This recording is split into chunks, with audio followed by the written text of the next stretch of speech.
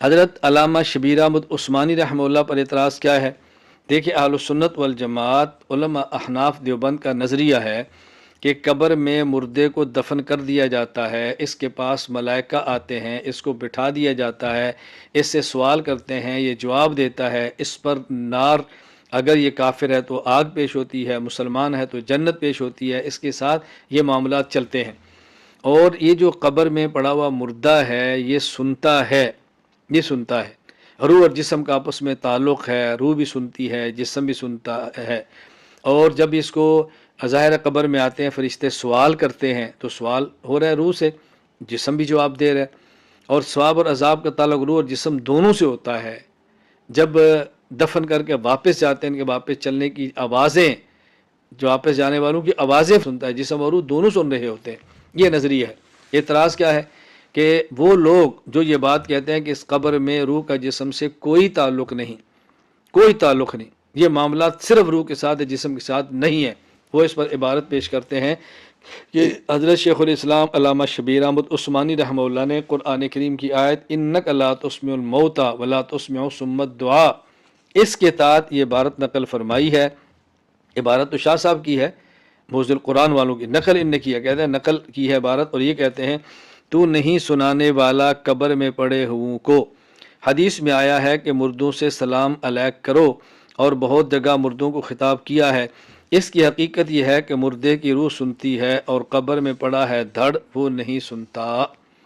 کہتے ہیں دیکھو یہی بات ہم کہہ رہے ہیں، قبر میں دھڑ ہے، روح نہیں ہے، اور معاملات روح کے ساتھ ہیں، جسم کے ساتھ نہیں۔ یہی بات ہم کہتے ہیں جو علامہ شبیر احمد عثمانی رحمہ اللہ نے کی ہے۔ تو اعتراض کی حقیقت کیا ہے کہ اس عبارت کو علماء دیوبند کے نظریہ کے خلاف پیش کیا جاتا ہے۔ ذرا آپ اس کی وضاحت اچھی طرح سن لیں۔ میں اس جواب کو ایک گفتگو کے انداز میں سناتا ہوں تو بات آپ کو جلدی سمجھ آ جائے گی۔ ایک ایسے ہی شخص سے میری گفتگو ہوئی تو انہوں نے حضرت کا یہ قول پیش فرما دیا، حضرت کی تفسیر پیش کر دی، حضرت کا جملہ پیش کیا کہ یہ تفسیر عثمانی علامہ شبیر عثمانی لکھا ہے، جو بات ہم کہتے ہیں کہ معاملات روح کے ساتھ ہے، جسم کے ساتھ نہیں ہے، قبر میں جسم ہے، روح نہیں ہے، روح جسم کا تعلق نہیں ہے، دیکھو یہی بات علامہ شبیر عثمانی فرما رہے ہیں۔ میں نے ان سے کہا ایک عبارت کا مفہوم آپ بیان کریں، اس پر میں اعتراض کرتا ہوں، پھر مفہوم میں بیان کرتا ہوں، اعتراض آپ کریں، بات کھل جائے گی۔ میں نے کہا جو مفہوم آپ نے بیان کیا، آپ کا خلاصہ یہ ہے کہ قبر میں پڑا ہے دھڑ، اس سے روح کا تعلق نہیں، وہ نہیں سنتا، روح سنتی ہے، آپ یہی فرمانا چاہ رہے ہیں؟ کہا جی بالکل۔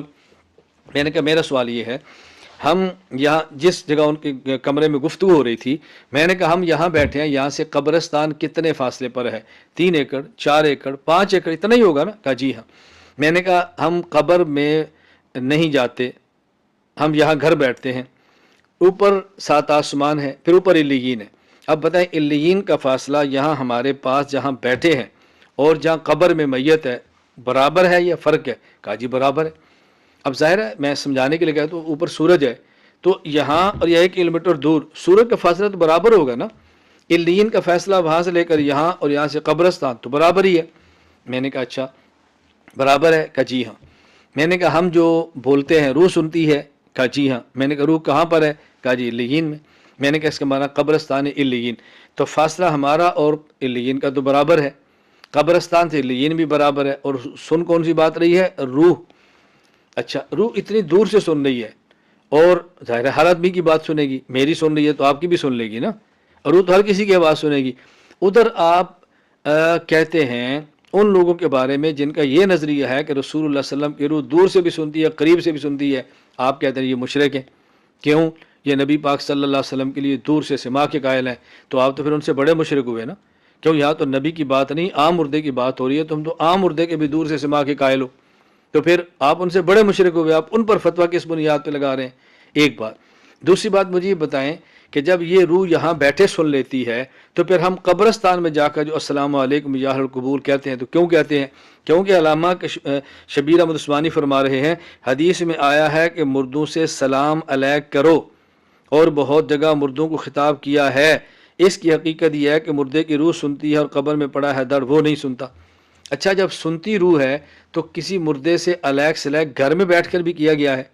جب بھی علیہ صلیہ رسول اللہ صلی اللہ علیہ وسلم نے کیا ہے، صحابہ کرام نے کیا، ہم بھی کرتے ہیں، تو قبر کے پاس جا کر کہتے ہیں نا، السلام علیکم یا القبور انتم لا صلف انا انشاء اللہ بکم لاحقون نسأل اللہ لنا ولکم العافیہ یغفر اللہ لنا وایاکم. یہ وہاں کہتے ہیں، گھر کہتے ہیں، کہتے ہیں جی وہاں کہتے ہیں. جب میں نے یہ کہتے ہیں مردوں کو خطاب کی ہے تو خطاب قبر کے پاس کرتے ہیں یا گھر بیٹھے کرتے ہیں؟ کہا جی قبر کے پاس.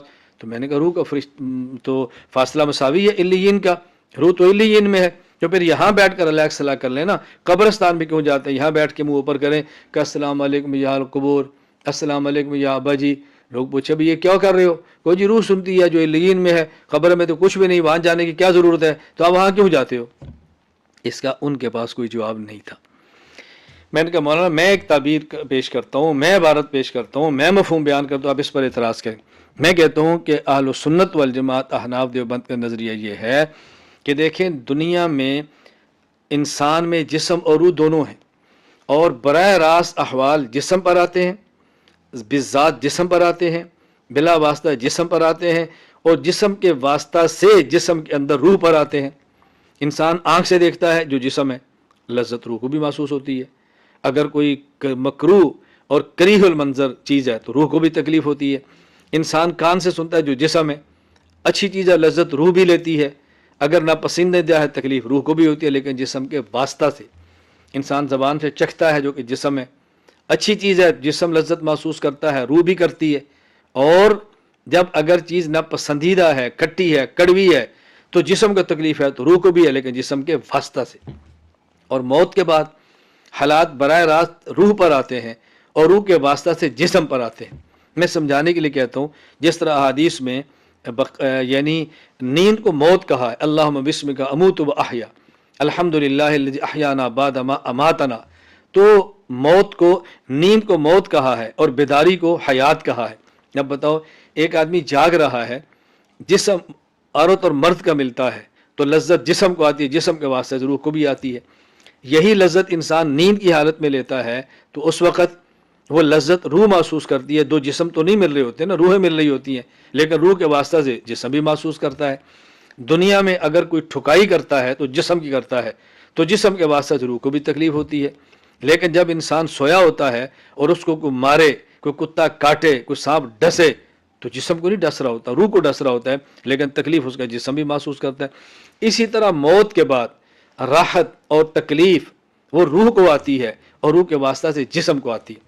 خلاصہ کیا ہے؟ دنیا میں انسان نام ہے جسم اور روح کا، احوال بالذات بلا واسطہ اصالتاً روح جسم پر آتے ہیں اور جسم کے واسطہ سے بالطبع بالواسطہ روح پر آتے ہیں.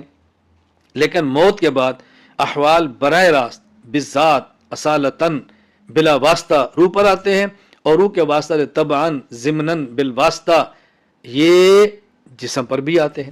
اب اس جملے کو سن لو کہ دنیا میں جسم سنتا ہے اور جسم کے واسطہ سے روح سنتی ہے.